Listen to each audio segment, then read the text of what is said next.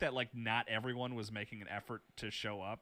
You know, it's like you're right. It doesn't make sense, right? Like Spider-Man gets into trouble and he's got 24 hours to fix his personal problem, right? Okay, I understand that Iron Man's probably busy and doesn't show up and Spider-Man doesn't call him, but it's like, aren't we talking about like months and years at this point that the city has been under the control of Brainiac and Superman's been in control? Yeah, because I believe the implication is he has occupied Metropolis for at least a couple weeks. Yeah, yeah. So it's like, yeah. yeah, and the problem I have with that is like the Suicide Squad themselves. Like I like them as characters, but the big sticking point that I could not turn off the sort of like suspension of disbelief that you have to have with a video game fan is that regardless of who these guys are, there's no way in hell they could kill the Justice League. It's like, because it's a team of 4 guys who have not only all lost repeatedly to superheroes, but 3 of them are like normal dudes. Like, yeah. 3 of them have no powers. Like, the only actual metahuman is King Shark. But you're like, so yeah. Harley Quinn, normal person, good at swinging a hammer and swinging around. Captain Boomerang is a dude. And, like, out of the 3, Deadshot is technically the most capable. Like, well, he's a trained soldier, but he's still just, like, a guy. Yeah. So it's like, yeah. Should we have had more, like, super-powered people? Like, there's plenty of super villains that are super powered that should be in this team. And it almost makes you wonder why a man, and again, in the comics and in the movies, the Suicide Squad is bigger and there's other characters and that are a little bit more, souped up, got more going on. But it's like, I get why you chose these characters from a personality standpoint, but I couldn't turn it off, or it did feed into how unsatisfying the actual Justice League deaths felt, because every excuse you've given for why they could kill Green Lantern, I get it, but I just I can't understand. I just can't. I have no trouble meeting you all the way there. Like, there's this part of my brain that's like, no, I don't buy that. There's no way that this would work or whatever. So even just, again, going, like, the plan didn't make much sense to me, of just like, okay, Amanda couldn't get anyone else to do this with her connections. Maybe everyone else is dead, which if they are, they didn't specify. Because if you just did a thing where you're like, oh yeah, the hero showed up and Superman just murdered all of them, which is believable, then you're like, yeah, okay. If there maybe, and to a certain degree, I mean, we have to apologize because there is a lot of like ambient dialogue and stuff in this game. There is, right? So there's a lot of like talking that we could have totally missed. Like, maybe Waller did have a line of dialogue that's like, we mounted our defense 2 weeks ago and it was an utter failure. You're all that's left. Like, I just, if that was there, I never heard it, or it should have been elevated more. She talks to the president a lot. There's like times where she'll be on the phone like, yes, Mr. President, and then she's like annoyed about it for whatever reason. But yeah, that's... I wonder if we should almost take a step back and actually talk about, I don't know if you felt similarly, but I actually felt pretty good about the game in the early hours. I was actually ready to come to its defense. Like, are we talking about like plot-wise, like in terms of the setup? Or everything? Okay. Yeah, truly everything. Like, I was like, oh, it's fun to move around. I like playing as Harley. These characters are funny. I like Captain Boomerang. He's really genuinely making me laugh. When you get into the city, there's the opening cutscene where Green Lantern picks you up and like flies you around the city at like high speed. And I was like, oh, this is really cool. And then there's the sequence where you meet Batman, which is genuinely scary. As a big Arkham fan, it was like, ooh, I've never been on the other side of this. Like, Batman is stalking us, is scary. This is cool. I was into all that. And then even up to Lex is killed. Lex Luthor, right, is killed by one of the members of the Justice League, right? Flash. Okay, yeah, he kills Lex, and I was like, oh, wow, okay. That's interesting. Ripped his heart out. He did a whole Mortal Kombat fatality. Like a truly, like, this is like, there's no questioning it here. He is dead as hell. And then you end up in a different dimension, and you get Earth 2, and you take their Lex, who has like a full head of hair and is like looks different, and his world has been destroyed because he's like, hey, Brainiac, my Brainiac came here and basically wiped us out the same way he's doing here.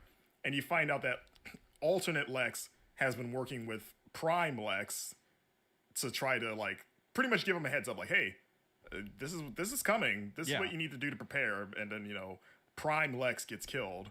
And So it's cool to go into Earth 2 Lex's world because it's even more devastated than your world, but it's like similar. yeah, because he's the last one left, pretty much. Yeah, and I was like, Yeah. and that's I believe Flash gets killed around that point in time, and I was like, this is cool. I am into this story. It's funny. These characters are interesting.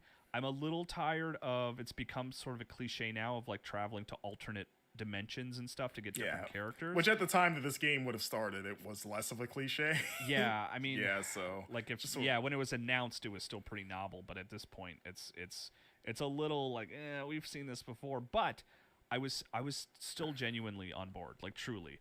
Yeah. But it was really after that point that things just really started going downhill for me. Like when you really started killing the Justice League, when you started interacting with Brainiac more, when the mission structure got really tired and repetitive, that I really lost a lot of like energy or excitement or anything for the game at that point. I don't know if you felt similar or not. No, I'm with you. I think the game is front loaded, and like I think a lot of the more interesting and maybe tolerable stuff happens like in the first half, because again they introduce like, oh, they bring back Poison Ivy, who had died in Arkham Knight, and then they do a cool thing where like she's reborn as like a almost fully plant lady, but she's a child now, but she doesn't have the memories of the old Ivy, so she's essentially reincarnated, and then she joins your hideaway. Pretty much like you're building a hideaway in this game of supervillains. Like eventually you get Penguin, and Penguin becomes your weapons guy, and then you get Toyman, and Toyman becomes your other gear guy.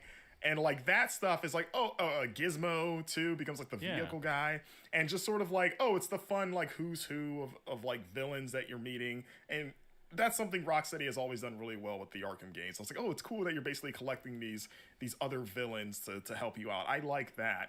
But Ivy in particular was unexpected, and it was also nice because it was like, okay, we are in the Arkham universe for sure. There's no doubt here, because like they're talking about what happened to Ivy, right? Because otherwise it feels sort of it's weird that you had to validate, because like it's in the Arkham universe, but the game also, for whatever reason, it makes you constantly question like, are you sure? Are you sure we're in the Arkham universe? And then something happens. You go like, okay, we are. Okay, I just wanted to make sure. I know, but I think that's Gotham Knights' fault, because I played a couple hours of Gotham Knights when it came out, and another game I was pretty underwhelmed with and fell off pretty quickly. Yeah. Where I was like, gosh, this feels like I'm in the Arkham universe. I know I'm not, but like it feels like I am, right? Doesn't it? You know? Yeah. And in my head canon, that's the Earth 2 that got destroyed by Brainiac, so now it's gone. They weren't long for this world. But Batman already died in that game, so he didn't have to get, you know. If anything, his death was more exciting in that game than it was in Suicide Squad. Yeah, I mean, we could run down like quickly like each league member's death. I'd be curious to see like which one you thought maybe was the best or the worst, because you know it started with Flash, and this is where, like I mentioned before, I guess the power scaling, I guess we'll say, started to get to me. Where it's like, I think people don't realize how terrifying the Flash actually is as a character, because it's like he can do so much to you where like you would have no idea, because he's just so fast. Like he could run in this room right now and just like twist your neck and break it, and I would not be able to see it happen on the webcam. You'd just be dead suddenly. So it'd be like, oh, how do you beat something like that? And like, I like that he felt scary in that way. Like to me, he was almost the scariest of the three of them, even more so than Batman, because just knowing what he's fully capable of doing, you're like, yeah, how do you beat that? And how does the Suicide Squad, again, who are mostly normal, just dudes, like they couldn't beat these guys when they were holding back, because you know they don't kill. So like they couldn't beat them when they were all operating at like at most 50% of what they're truly capable of. So now that they're uninhibited murderers, it's like they should be dead immediately. And it's like I don't think the story or any of the excuses they gave for like why they didn't do it really sat well with me, because even Flash, like, you know, he killed Flash or Flash killed Lex Luthor immediately in that manner of like, you didn't even see it coming until it was done. Yeah. So you're like, oh, so why doesn't he just do that to the rest of them? And he's like, well, no, because this is a boss fight now. And you're like, I get that from a video game standpoint, but like you got to give me more than that. 'Cause, like you just showed me that he can just take them out and then in the blink of an eye, and outside of him, like the excuse being like he's a maniacal, cocky villain, and you're like, but he can end this anytime, and these guys are idiots. You got like some device or something, right? You get the Speed Force like gauntlet, but it's after that. Like they survived that first encounter somehow. I think it was because of Lex or whatever. But again, it's just like they should have died within like a nanosecond. And then like his I mean the boss fight I didn't think was that great because, and this is more of a gameplay things. I think one of the things this game struggles with is keeping targets on screen and how hard it can be to sort of like parse where people are, and you're constantly like looking around, and then the moment you get someone in your crosshairs, they're already gone, and you're just like, okay, well, I mean, I guess this fits the frustration of what it would be like to try to shoot the Flash, but it's not very fun. I know we'll get to it in a bit too, but it's funny that they were like, well, this one's good. I hope you enjoyed that one because you're gonna do it again. Yeah, which God, that was such a weird thing. But yeah, you take him out, and again, that was one of the hardest ones to swallow. And I think it is, again, it's not so much that like, oh, I love these characters so much I don't want them to die. It's like if you're gonna kill them, I need a better like in-universe reason for why they could do this. And even with the advantage that they had, I just was like, I don't buy it, man. I don't buy that any of these characters could do this. And it's just it doesn't sit well with me. I mean, it would have been very predictable, admittedly, and it's like, but I wonder if it would have been more emotionally satisfying to like save Flash, save Green Lantern, save Batman, and then you all take on Superman together, right? Like it would have been predictable. We would have known the moment that Flash didn't die, we would have been like, well, I know where the rest of the game is going. But like I think it would have made more sense, and like I said, maybe been more emotionally satisfying to build up the Justice League to save Superman, you know? Yeah, and they get to this later on, but going into this game, I thought where they would go was that they would figure out how to kill each one of them by getting the contingency plans from Batman. Like in the very beginning. Cool. That's what I thought. I was like, oh, that would make sense for why they have the template for how to do this, but they don't go there until like later. Yeah. Which I was like, oh, seems like, again, Amanda Waller, like, I assume you know, like, that stuff or would have access to it. It seemed like you were just, I don't know. But yeah, that whole boss fight, I was just kind of like, I don't know about this one. But even then, I think I liked it better than the Green Lantern fight in Death. Like, that one was, like, actively frustrating. Which that was another one where it's like, we got yellow bullets, basically, right? It was like they got the Sinestro core power, the Yellow Lanterns, who are like, it's like the kryptonite for the Green Lanterns, for those that don't know. Yeah. But again, it's like, well, yeah, you have his weakness, but you guys are also, it's like, it's not the power that you wield, but who wields it. And it's like, Green Lantern has fought Yellow Lanterns his whole career. Like more like actually capable Yellow Lanterns that know what they're doing, and he beats them all the time. So again, an uninhibited Green Lantern that just does not care, doesn't have to hold back in any way, and isn't, and a bunch of normal dudes just sort of beat him in a not great boss fight. And I think the problem I have with a lot of boss fights is that all of the bosses feel spongy in a way, where they take a really long time. Yeah, it's like not in a satisfying like, oh, this is a boss, he's got a lot of health. It's just like, I feel like I'm just unloading clips and it's like ticking down their little life bar. And again, the fights aren't fun, where I'm just like, I just can't wait for this to be over. That kind of feeling. So yeah, and then the stuff with the weird relationship between him and Deadshot. I was like, I don't know if that's a thing from the comics, but that was Green Lantern and Deadshot. Yeah. Okay. Where like he was like, oh, you locked me up, and like they had that that feud between the two. And if I felt like, I mean, they do get into it a little bit, but I don't know, that one blindsided me where I was like, I don't understand why you're so mad at him or where this came from. And I was like, maybe this is a thing from the comics I'm not aware of, but maybe yeah. I mean, Harley has Batman, Captain Boomerang has Flash, and then King Shark doesn't really have any. King Shark kind of just fights the League. I don't know. Maybe Flash more than.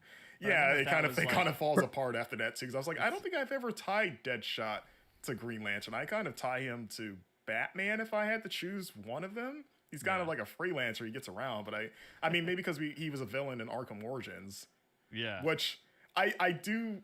It's weird, but I do like them addressing why Deadshot in Arkham Origins is a white guy, and then the Deadshot in Suicide Squad is a black guy, and the story conceit that apparently the Deadshot in Origins was an imposter who used the name Deadshot, because Deadshot in Suicide Squad kept getting annoyed when people would bring up like, wait, you don't look like that other Deadshot. And he's like, oh no, he put, he gave the Deadshot mantle a bad name and that stuff.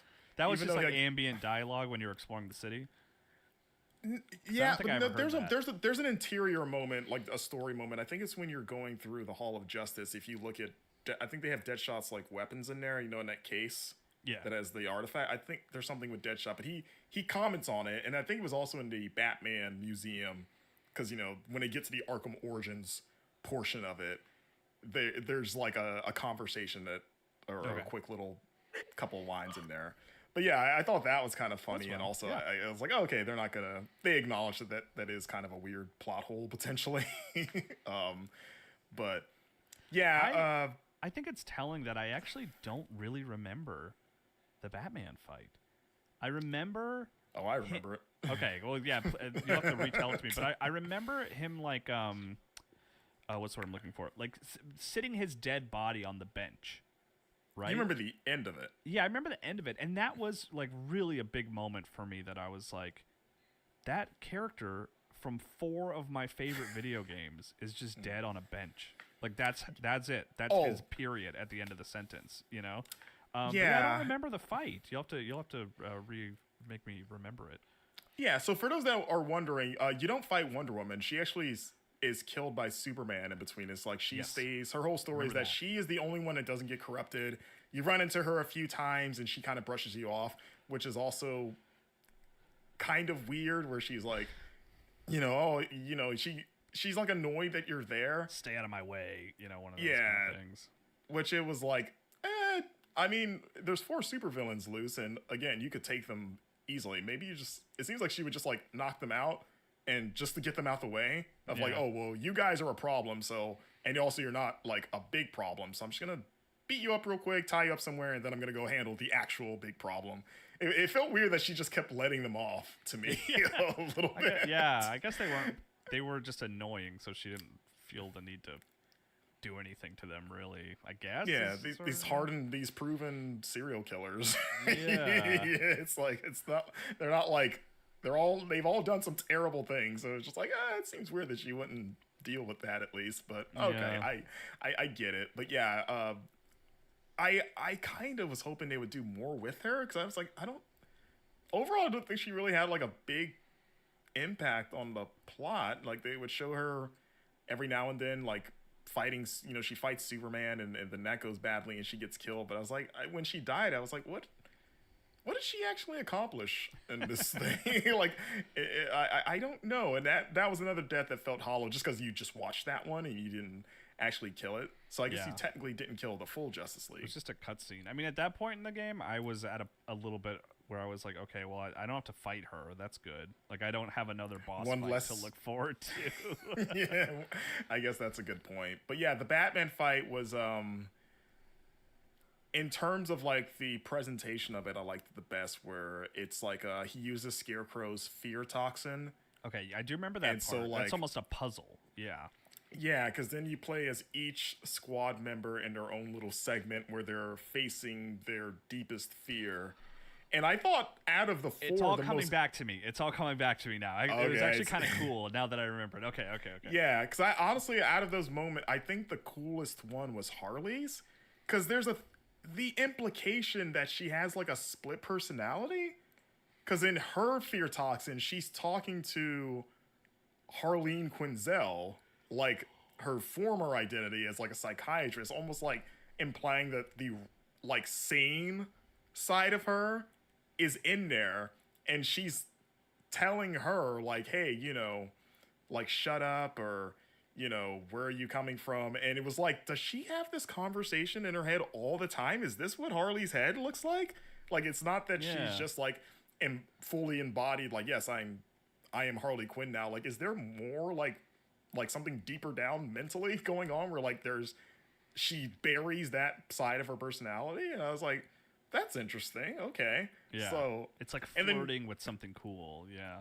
yeah, and then like the other ones, it wasn't much there. It was like, oh, Deadshot's afraid of losing his kid. Like, okay, yeah, we get that. Like, I don't even remember what I think King Sharks was just like his god dad being ashamed of him. I don't remember. Like, oh, Nana, hey, I think that's King Shark's real name, I think, right? Nana, hey, how you're supposed to be a god or something like that. Like, basically, Harley Quinn's was the only interesting one, we'll say. But then now it's all coming back to me that the fight is kind of cool because it's like a fear toxin induced giant Batman in the distance, right? Yeah, it's like a bunch of Batmans, like an army of Batmans, and then they do like, I mean, it starts as a jump scare, then it gets less scary because you're doing it over and over, where like they're like statues of them and you're walking by, and then sometimes one of them comes to life, and it's like a QTE segment where if you hit the button at the right time, you'll like dodge or shoot it before it hits you. Sometimes he'll like fly at you like a kind of like the demon bat gliding towards you, and you can shoot it if you hit it in time. Yeah, it's cool. That part was alright.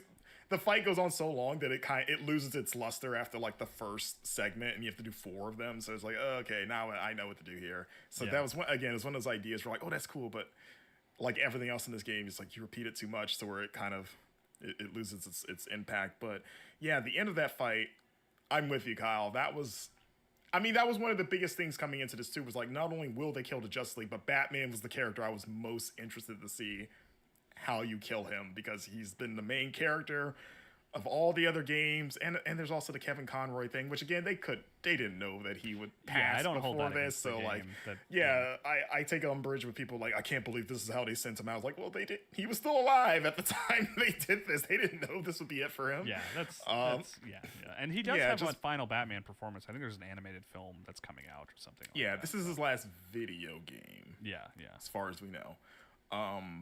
But yeah, that whole thing where they tie him to a chair and they just use him as bait for Superman. Like he's literally just like a worm on a hook of like, oh, we'll bring him in front of the Superman statue, and if we kill him here, then that'll make Superman show up and we can murder him. Because at first they just catch him, like they shrink him down into the little thing because they need him to make the gold kryptonite. Because I guess the one thing Wonder Woman revealed was that she tried to stab Superman with kryptonite, and then you find out that Brainiac changed Superman's physiology to where he's more kryptonite resistant. So then Earth 2 Lex Luthor is like, well, bring me Bruce Wayne, and then I can use him and our like science to make gold kryptonite, basically, and that'll kill Superman. But to get Superman out, we need to tie Batman to a chair and shoot him in the head, just point blank. Just have Harley Quinn.